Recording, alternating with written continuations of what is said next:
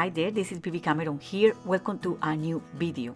I hope you are doing well and stay safe.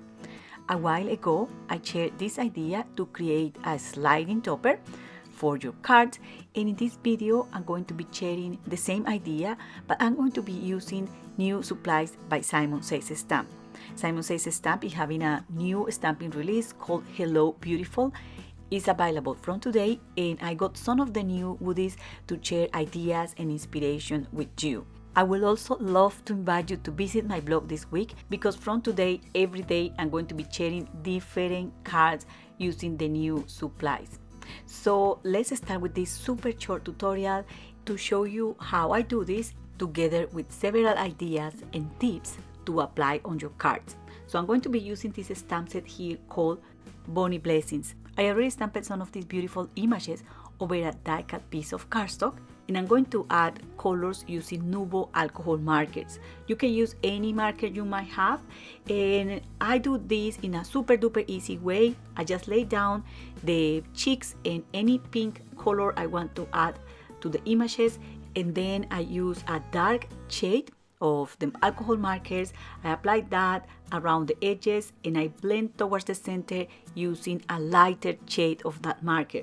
And if I want to add more shadows or more contrast, I repeat the same process over and over until I achieve the desired look and I have blended all the colors. The key here is to go over the image using the lighter shade of colors to blend all together. And when the ink is dry, this is going to look different. You can also apply dots or lines or highlights with a white gel pen if you want to. But I believe that for highlights or to create dimension in the images, there is nothing better than to leave white areas on the images, so that means that you don't apply any color over them, as I did on the face of the bunny and also the belly. I also like to add lashes to the images to create a more feminine look, and I use a ultra fine pen. I will list the pens in the video description. Every time I apply any kind of ink or watercolor or anything on my images, I like to use a heat tool to set the color or just to completely dry it. And then you can use stencils to add a texture to this piece. You can do this before stamping or after stamping, as I'm doing it here. I have all sorts of scenery building stencils on my stash, so when I need to do this, I quickly grab them and I just add a lot of value to my cards using these stencils. I'm also listing these stencils in the video description. They are very affordable and I consider them essential. And after I finish stenciling this little piece here, I'm going to show you how easy it is to create the card base. So all we are going to need is a piece of cardstock that measures 5.5 inches by 8.5 inches.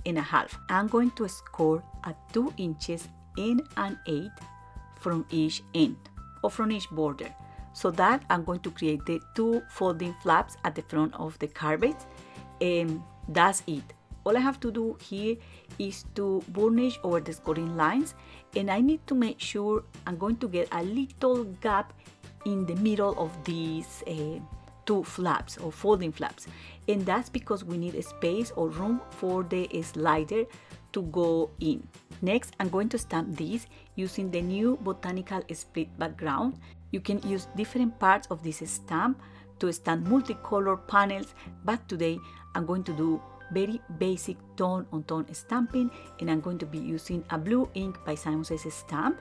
I'm going to place the card base like so, placing this paper on top, and I'm going to use this brayer to make pressure over this, as this is an easy and quick way to do this. For a crisper image, you can always use your stamping platform to do multi-stamping. Now I'm going to make the slider, and to do that you are going to need 4 shapes. Could be any die cut shape. I use an egg die by Simon Says Stamp as well to die cut these pieces, and I'm going to fold 2 of them in half. And I'm also using here a bond folder to help me to burnish over the scoring line. The next thing I'm going to do is to adhere the folded pieces over a single piece like so, and all I have to do here is to make sure that the edges are perfectly aligned. Once I have done this, I can glue the front panel over this and the slider is done. If you have any excess of cardstock around the slider, you can just trim it down and that's it.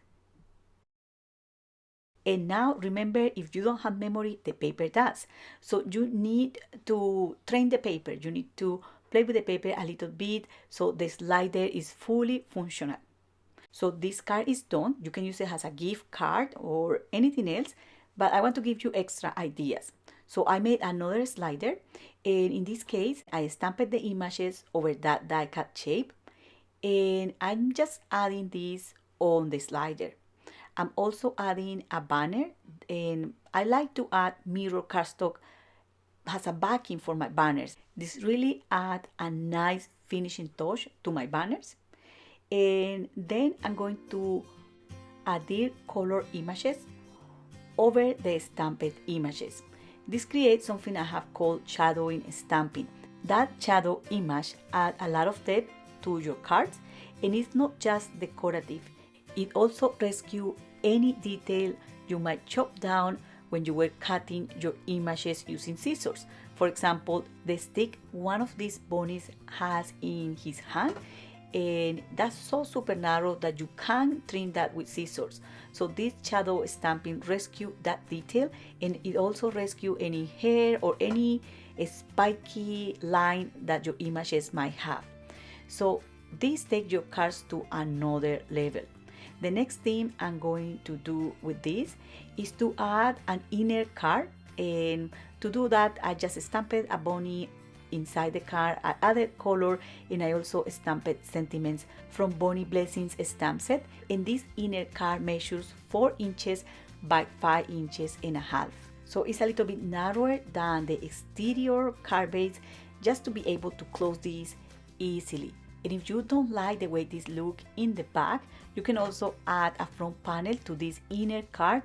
The only thing we need to bear in mind is that we need to avoid any bulk or anything that could stop the mechanism from sliding in. Last but not least, let me show you some other samples that you will see in my blog this week using Bunny Blessings stamp set and also Botanical split background. These are very versatile supplies. You can make cards in any size, and they're specially designed for slimline cards. That's all for today. I hope you enjoyed this video. Do not forget to subscribe to my channel or visit my blog for more ideas and inspiration. Thank you very much for watching, and happy crafting. Bye!